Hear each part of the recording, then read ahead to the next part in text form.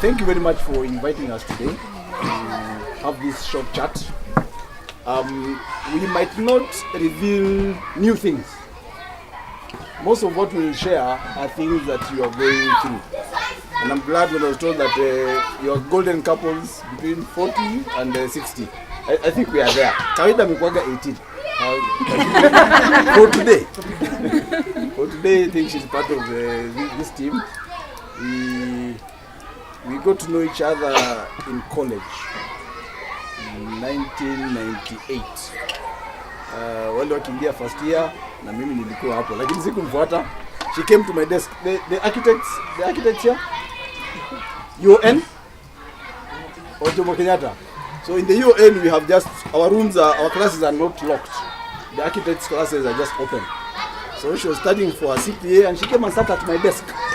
Sasa ningefanya nini? I was minding my own business, focusing on studies. Akaketi hapo. Sasa nikamwambia nielezee come dividend and ex dividend. Sasa nimepata come dividend. So thank you very much. Now you ongea kidogo and then we carry on. Okay, thanks for having us. Thank you, Mr. Maora. I met Mr. Maora last year sometime, and it's through Mr. Maora that we're here today. I was attending a session where he was present and he listened to what I said. I mean, I think sometimes God allows you to be in places and you're asked to talk about certain things and you don't know how it will turn out or what that one conversation could lead to. So of course I had no idea there's a group like this. And just because Mr. Maora was there, he listened to me and he called me later and said, I think I want to invite you to a certain group. So yes, thank you, Mr. Maora, for having me here. I think we've been introduced. I have worked with Mr. Mcharo for a long time. While I was a banker, I was working. Somebody said, even at home you do financial management. So we worked together in the house since we started. We got married. So there are a lot of things we kept discussing together. We kept, making decisions together while I was in the bank and while he was practicing architecture. And ultimately, we ended up now running a business together. So I think that's really what we're going to be talking about today. And hopefully you will find the conversation useful. Thank you. So we'll just be going back and forth. It's not too structured, but I think we thought it's better you talk to kwa roho. Let me give a little. Are we able to hear? Yes. Let me give a little background. My father, because background is because I think those who go before us shape who we become. So mambo ya biashara kwetu was not that much. Now my dad was a bit daring, so he liked to do his biasharas on the side. So he did that, but he sort of rose in the civil service and made some money, not too much, but we were comfortable. And then he took a lot of risks. He didn't have things that stayed. He didn't have businesses that brought in cash flow. So he went and then he got in trouble with people higher than him. He became a bit too open-minded. Then he was fired. And then downhill started.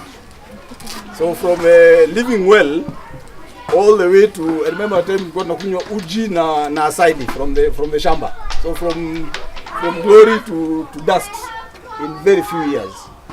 So as I was getting into college and I was meeting Emily, we were going through that. We were at the trough of our lives.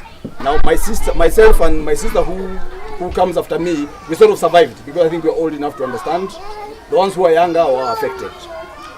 My father-in-law, who I didn't have the pleasure of meeting because he passed away before he got into the family, was a businessman. And he had made also quite a bit of money. He made money early, he lost it, and he made it again in a very short lifespan. So in his early 40s, he passed away, and he left a large family.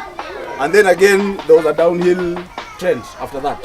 So we met when we were at that place when both our families were really struggling, and all these there were stories of a glorious past. And we had that fortune of starting out life trying to plan for the future. So I admired that, you know, there are people who can just get into business and rely on business. I'm a bit hard-headed, so it was easier to get into that kind of life. But we also try to make sure that are we able to start something that even if our jobs ceased, whether I died or whether we were fired or something, we would still have some passive income that comes to us every day. So that forms sort of the background of our thinking, because it really informed a lot of who we became. I don't know if there's something you want to add, you know? Yeah, so I think we just started thinking early. So what can we do to make sure that if any of those eventualities did happen, we would be okay. And because I come from, my name is Wangoi, I come from Gedogori here, but my parents went to Bungoma a long time ago. So when I was in campus, you know, I would travel from Bungoma and stay in a hostel in Nairobi. So I used to see my mother paying student hostels. And for some reason we just felt the business of running a hostel, there must be money in that business. And because he's an architect, then it's possible for us to build a hostel. We had very little income. I think I used to earn like 30,000. You know, he didn't have much at that time. But we decided we are going to get into real estate and we're going to build a hostel without any money. And we went to look for land. He happened to have just done a project and he had made a little money, like 400,000. So we went and looked for land in Athi River, and were able to get 1 acre, Athi River, just near Daystar University. So we're very clear we're going to build a hostel there, but all we had was 400,000 shillings. So this lady told us that the land is 1 million shillings, and of course she was very clear, you don't look like you have 1 million. Of course we didn't have 1 million. But she was kind to us and said, you can pay for it over time. So she gave us grace, we paid the 400 and then started making monthly payments. We used to pay 27,000 shillings a month because that's what we could afford. And I remember her kids were very upset. They're like, watawai maliza hii siku gani? You know, but she extended to us grace. But that allowed us to start thinking and working very hard. I think at that time I was like maybe 25 years old. We were very young. We started working very hard thinking, okay, we need to finish paying, but when we finish, we need to start building. So what do we do? So we started saving in circles. So what that meant is that we just lived a very, very sort of like simple lifestyle, just to be able to have that extra income to save in the circle and to continue paying for the land. And in about 2 years, we were done. We were done paying for the land. But what are some of the lessons that we learned as a couple in that season? You know, we were earning very little and we're saying we want to do this major thing. And we're just gonna do it together. There's no third party. So that meant we had to talk a lot. It meant we had to have a lot of transparency in terms of our incomes, little as it were. We had to be very honest. This is how I know we tell our children to have, you know, some money set aside that your husband doesn't know about. As ladies, maybe many ladies do that. But we had to be extremely transparent. This is how much I make. This is how much we need for the house, basic minimum, and therefore this is how much I can save. And from his side as well. So the lesson we learned there was a lot of transparency, a lot of communication, talking every day, and trying to think of creative ways of raising money to be able to meet the goal that was ahead of us, that we could not, in a way, just manage to achieve it in our setting life at that time. And then we finished paying for the land. He, as an architect, of course, he could get side, you know, somebody wants a house here and there, he could design a house and get extra income here and there. And I continued working hard. I started off at Kenya Shell and then went to the bank later. And in 2 years we were done paying for the loan, and now we started thinking of building. Yeah? Sasa hapo ndio kuna kizungumkuti. If the glass has a drop of water, for me it's like we can feel this thing, because you can get in a drop, the rest is a matter of imagination. She wants to see the glass ikipita half ndio anaona at least ime. So we are here, even before we go to that place, let me get to the place where we go to that looking for that piece of land. We met and got married in college. I think the people he kozi yetu ya miaka 6, brother, I don't know how he survived. Miaka 6 ni mrefu bwana. Unasoma haumalizi. And I'm here trying to be a good Christian, so we decided hapa wacha tuone mapema. So we got married early because we met and we became friends. This is 1998. Mpaka leo tukakaa. So we got married early, we got our firstborn when we were in college. So at least now the fellow is in the university. Sasa ni mzee. And then I remember when our second born was born at the end of 2003. We had been together now 5 years since the time we knew each other. We were having a discussion and we realized when we met, she didn't have a job, I didn't have a job. We ate, we drank, we paid our bills. I don't know, by God's grace. At the end of the month, we had no savings, we had no investments, isn't it? And then I started getting, once I finished, I started doing, I used to hustle since school. You can imagine my dad was down, my mom is down, so I have to pay my fees and pay my siblings' fees while I'm in school, making models and painting and doing all manner of things. Then I got a job. So I was a lecturer of the university. I was at dawn, earning 15,000 shillings. That was my basic salary, and I'm a lecturer. But anyway, it taught me a lot of lessons. So I got a job, and I was working also in an office and having my little side hustle in the house. So I have a job. We are eating, we are drinking, we are paying our bills. At the end of the month, no investments, no savings, isn't it? Then she got a job. Then she got a fairly good job now at Kenya Shell. Now we are still eating, we are drinking, we are paying. Does that sound familiar at some point in your life? At the end of the month, no investments, no savings. I told her, hii ndio njia ya umaskini. Because I'd seen my father do that. So the more he earned, the more we ate. And it kept, as the income increased, expenses also increased. So and that's why we got the idea now to look for land. So we discussed that nitaenda kununua plot Kitengela, nijenge flats. Akacheka. Don't laugh at the husband. It can be very dangerous. Yeah? People who earn 15k don't build flats in Kitengela. Hizo ziko na wenyewe. But we had the dream. So we went, we bought that land, we paid for it as she said. Now, being an architect is nice because you can create things that don't exist and show somebody else on paper. So we went to our cousins, some cousin who had some money, and showed her some computer graphics and told them, her and her husband, if we go together with this thing, that time we were saving in the circle. Sasa, I was earning 15k. Unajua, we were told to save a percentage of your earnings, isn't it? Asa 15k, we can save percentage gani sasa? So we decided, okay, let me save everything, and then I will rely on her salary. Sasa mimi yule mwanaume wa kuomba fair. That is one thing I learned then. I have kept to date. I decided not to change my life. That's weird. So don't. It's not for everybody. I'm just because I'm a spender. If I get money, I will spend it. Or in fact, I'll just give it away. Hash was more careful. So it's just easy and kipata. Yeah, anachukua. She keeps it, and then we're able to move. So I had to save all my money, and then we live off her salary. When she got an increment, na pia akaanza kusave. So we went to our cousins. We gave them a proposal. We come with we have land now. We'll put in our land. We'll put in some money. We'll put in our services. Na wewe weka pesa kidogo tujenge. And they agreed. And so through all this, they put in their money tukajenga. Then we went to the circle. I could now borrow $1 million.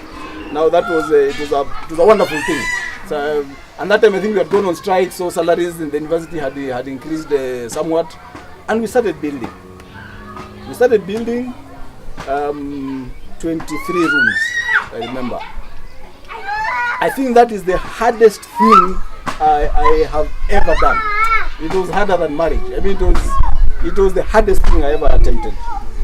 Because you're trying to squeeze everything, and I've never built. I used to work in an office, I think I was 31 at that time. I used to work in an office, but there's always the boss to go and supervise. But now you are managing this thing, it is yours, it is your own money. Every decision has consequences. But we managed. We took about a year, we managed and we built. Sasa tumejenga nyumba imeisha, hakuna tenant. We got one guy, one Ugandan fellow. He's my friend to date. One guy came and he paid us rent, and he was the only tenant for 3 months. Sasa remember, I had an equity partner. He was my brother-in-law and his wife. I said, "Bana, you promised that this thing is going to give us cash. What's going on?" And they're good people, they're not bad people. But we were thinking retirement. These guys were thinking quick turnover. So we didn't get along. So we had to start borrowing to pay them. So you see, now we're going to start now digging a hole. So at that point, she had to move now from Kenya Shell to go and work in a bank. So I don't know how many bankers we have. Very good. So banks, you can only borrow for a shamba loan and for a home loan. You couldn't borrow for business. So I went to my father and my family. I convinced them, hii shamba ya mzee, we had some farm near Mombasa. Let us give it to my wife.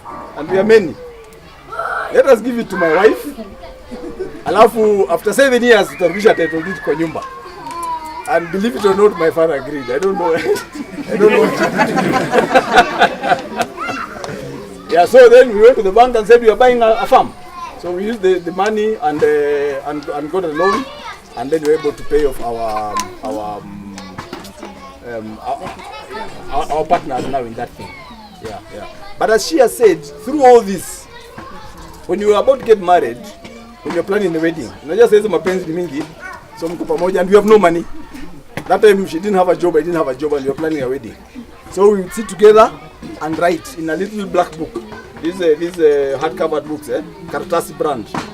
So we decided to carry on because we realized we were able to do something pretty big. We were able to raise 200,000. Our wedding was 270,000, inclusive of honeymoon, rings, cake, 270k. That was a good wedding. Nanguo za kuvaa. So we were able to do something that was very big by our standards with very little resources because we kept exchanging ideas. So the idea of the black book just never left us. So even this time we were busy trying to just keep, everything. Tukajenga. So we built and finished. I went to the bank, and I think we had learned some lessons, but 23 rooms was not the goal. The goal was to be able to raise enough money to take our kids to Harvard and sort us out for retirement. So of course 23 rooms was not that big for us. So when I was at the bank, there is the lure of car loans, the lure of home loans, but we were just focused. I took loans and we built more rooms. I took loans and I built more rooms. Did not diversify any of the funds that I borrowed. I think a lot of my friends and just people, sometimes you go and take a personal loan. Mtu akikuza hiyo pesa ulifanya nayo nini? A lot of times we don't know, because of consumerism. You'll go on holiday, you'll buy things. But I think God just allowed us to remain disciplined, that we consistently took loans and kept building. And also, life got better. We got increments in salaries, we got bonuses, things started looking up. But when things started looking up, we were very deliberate. We were not going to increase our standard of living. We will cap our lifestyle. This is the car we drive, this is where we live, and this is our lifestyle. It doesn't matter how much increment we get, all the money will go to the hostels. And then now we had rent. All the rent that was coming, it never got to us because the caretaker was in charge of building. So he got the money, he bought cement, he paid workers, he bought stones. So for, I think around about 12, 15 years, that's all we did. We just continued building hostels until they got to a place where they're about 100 rooms now. And the goal was, in that time, of course, we were reading books. We read Rich Dad Poor Dad. We started learning about being financially independent. Of course, in the banking industry, you get to a level you start feeling, I'm not happy with what I'm doing. The pressure is so high. You don't have time for the family. So we just started thinking, what's financial independence? Having enough cash flow, not investments, just investments that generate for you enough cash flows that is able to finance your lifestyle. So we knew we needed to be at a place where the rental income we get is enough to be able to sustain us on a monthly basis. So I made decisions with my partners, and the wife, of course, was not involved. See, in Kasi, you things of the bank, I don't ask you what to do. Hii mambo yangu ya job achana na mi. So we went and bought cows. We had this brilliant idea to buy cows. So the guy came to the office and said, you guys you're three of you, wewe ni architect, na wewe architect. Mmefanya veterinary? Hapana. Mmefanya range management? Hapana. Sasa ambia huko kwetu tuna mashamba, we have huge rangeland. So I went to Garsen, spent 3 weeks in Garsen. Very hot place. And I bought 700 cows because we had been paid money by the Boma Hotel, so we were feeling rich. And one of the worst droughts that in this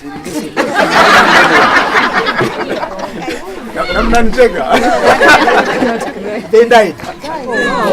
They died and died and died.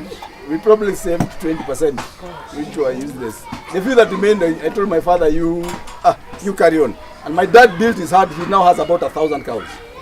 Because yeye alianza chini akapanda. Mimi nilianza hivi.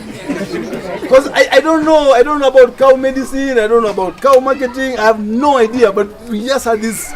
Unajua ndio vile tuko na brilliant idea. So from that time, nikasema hapana. Now, golden couples starts at 40. So as I was turning 40, I began to question my life. I began to question my existence and the value of what I do. Ndio nikaanza kufuga hewa. Nikaanza kufuga hizi nywele. Wakasema ni midlife crisis. Nikasema sawa tuacha ikae huko. And I started questioning why I was doing what I was doing. So I realized I'm an architect. I have worked hard. It's hard work. But to come to a client and say, hii si makaratasi mbili tu umechora, it's not much. And we're not getting along too well with my partners. They're good people, but just that now I had my thinking was changing. What we were discussing at home, the books we were reading.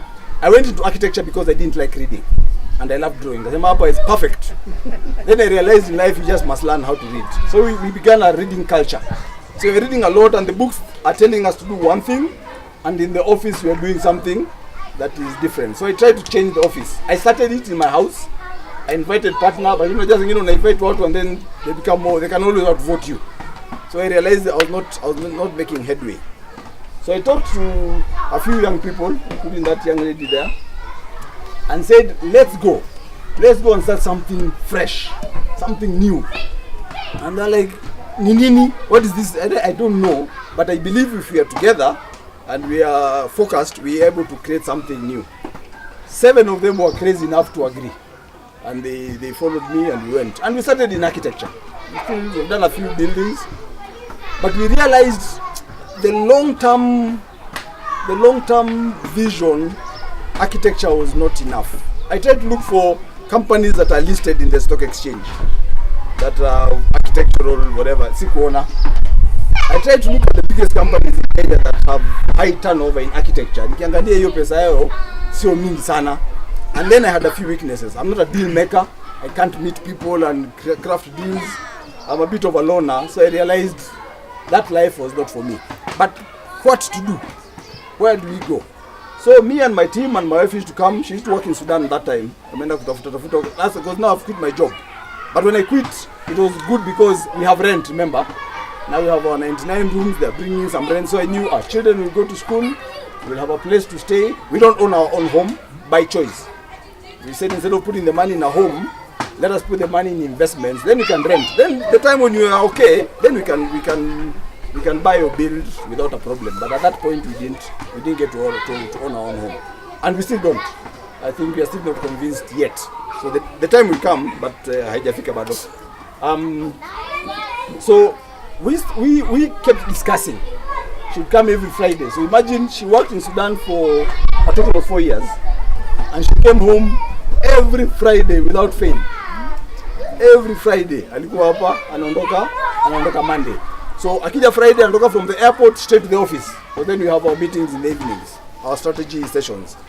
And over a period of about 18 months, we now were able to shift from being architects to now being developers, doing what we are doing now. But when we got into real estate, we were very clear. We didn't want to be contractors, and we didn't want to sell homes. We are not in the homes business. We're in the investment business. We just happen to understand real estate really well. So we're in the investment business. So we decided the advantage that we enjoyed as young people, owning these small rooms, are we able to create a system that allows other people to do the same? So, but at that point, we didn't believe that people could buy studios. We didn't believe that people could buy, small things. So we built 2 bedrooms and 1 bedroom to test. And our first investors were our friends, people we had school with and people we had worked with, and they came. So people of this age, people mostly in their mid-40s, they're the ones who came. But we realized the 1 bedrooms went pop. The 2 bedrooms took a little longer, right? So then we did some statistics to find out are there many people who are able to afford houses of 4 million? And we realized they're there, but they're not very many. And that's why we decided the same kind of rooms that we owned are the same ones we should put to the market. So we developed our studios and our 1-bedrooms. And that, then we used Embakasi as a test. So we had a place in Embakasi, it has very many people and all this, and we used it as a test. And we launched the project maybe at the worst time possible during the election of 2017. And we sold about 80% of it between the 2 elections. We launched it on the Sunday before election, that was August 6th. And by October, we had sold about 80% of it. So we knew this is a good place. Why? Because suddenly, young people started coming to buy. People in their early 30s were now investing.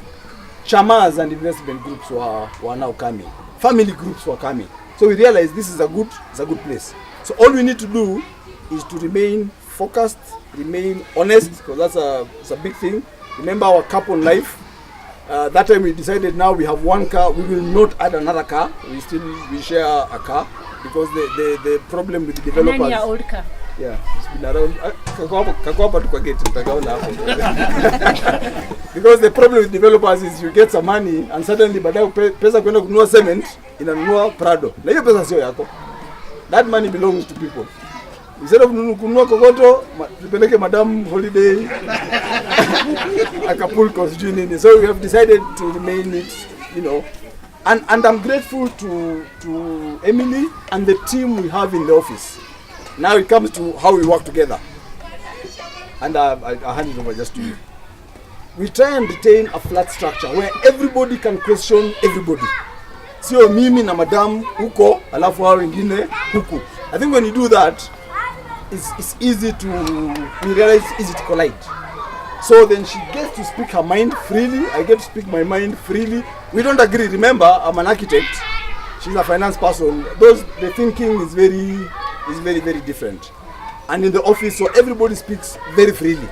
So then we're able to sort of keep each other in check. So there are no, I don't sign the checks in the office at all. Any check that is signed goes through the proper channel. Because me ndo naweza kuja can bulldoze. So hiyo nini imefungwa. Of course I know what's going on, but the process has to be followed. Yeah. So this is where we are now, running Tsavo, a real estate investment company. As a company, our purpose is to enable investors to attain financial independence.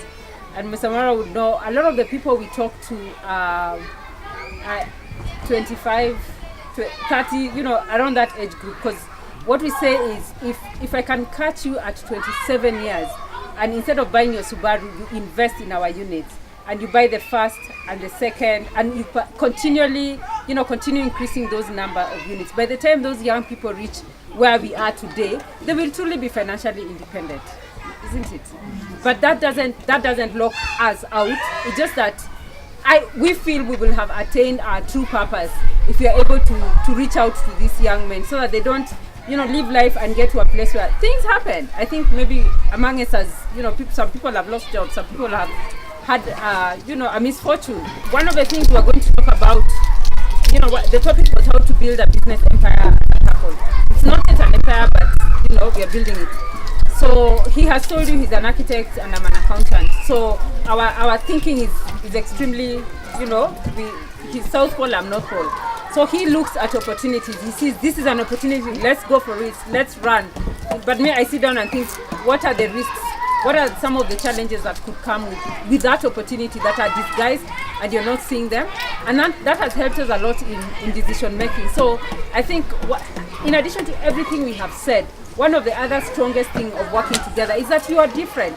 I think a lot of times you marry someone who's different from you. And if you're bringing those differences even in your business, in a very honest way, because I think you can lose it in the arguments, but in a very honest way, just to be able to see things in a different perspective and bring it to the table. By the time you're making a decision together for your business, I think it will be a better decision than if you're just by yourself, or if you're making that decision with someone who thinks like you, because you'll just be affirming each other without looking at the other side of risk or at the other side of challenges. So I think that has helped us, and just transparency, honesty, and just doing it, sticking true to the purpose, the both of us, and being able to just tell him, but here you're on the wrong trajectory, and for me as well, but here your thinking is very wrong, and then we just sort of in a way help each other grow and make the right decisions. So we have, he said we did a project in Rongai and finished. We do property management for investors now. We've done another project in Embakasi. The Embakasi project has taken us about 11 months, so to speak. So we just got our first lot of tenants yesterday, so this is a good weekend for us. Then we started another project in Dindigwa that I think Mr. Mcharo has visited, and maybe a couple of you.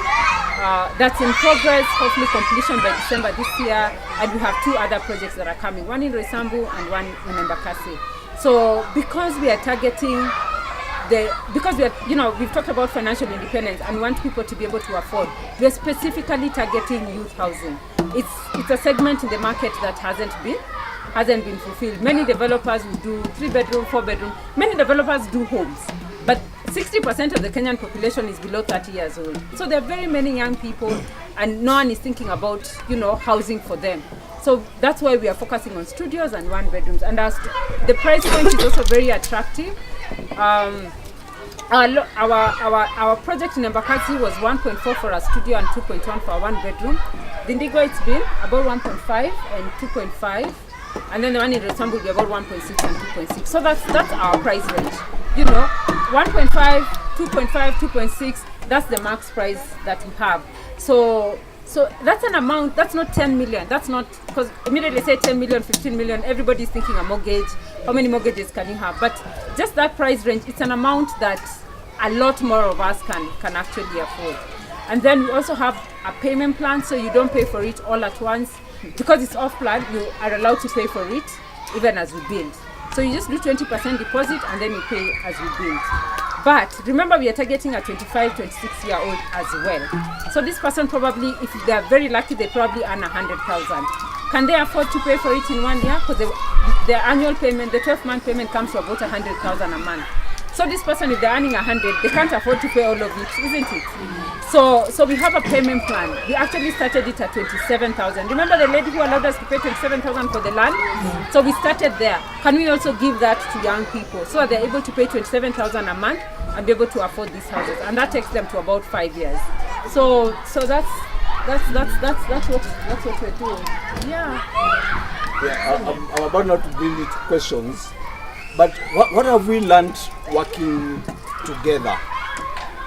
We are, I think, extremely fortunate because it's not been a shock. One, we had been working together anyway for a very long time, and then 2, she joined the company slowly. Remember, she was working in Sudan. So anakuja there Fridays. Then after a while, she reduced her staying in Sudan from 4 days to 3 days. Pole mpaka Sudan ikaisha. So that's having worked together for longer. I think that helps.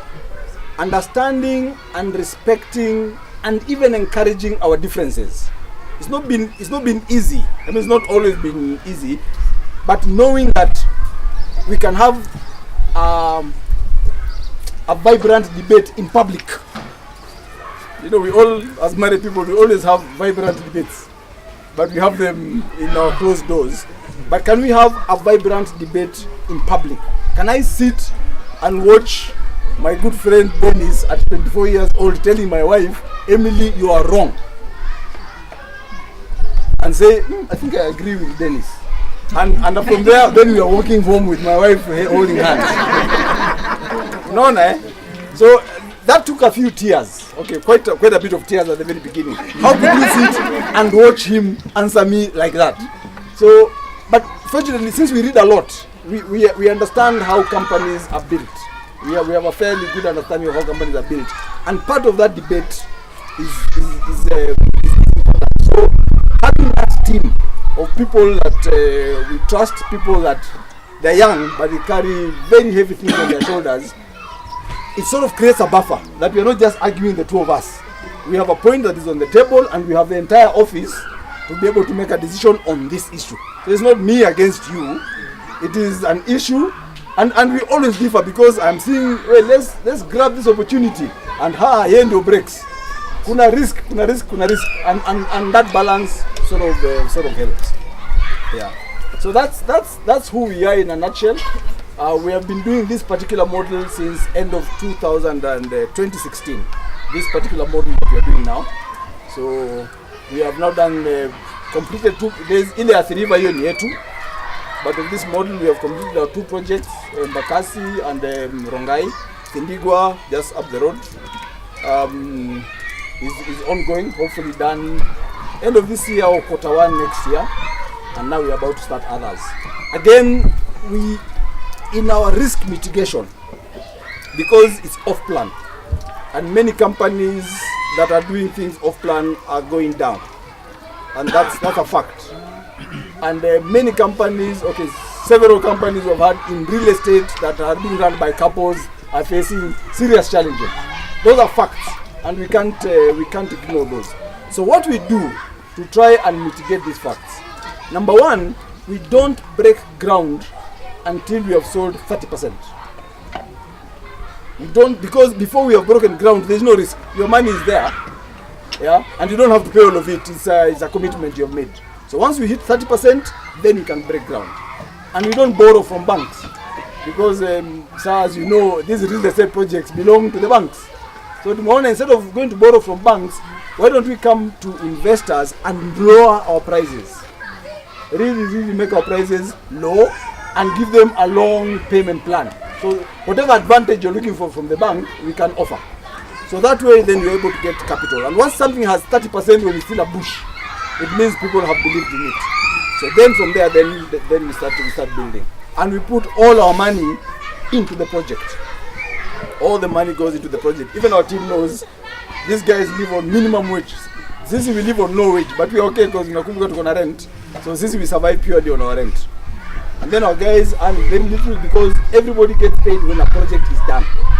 When we hand over, unakuja hapa, wewe chukua kanyumba kako, wewe chukua mbili, wewe chukua kamoja, wewe chukua, you two of you take this one and share. So everybody earns at the end. So that way then we're able to mitigate our risks. Having seen from outright conmen to people who make bad decisions, we are very careful to walk this journey and walk it slowly. We are not excited about growth. We are excited about finishing a project, but more importantly, making sure that that finished product has tenants inside. Yeah, so that's sort of how we move.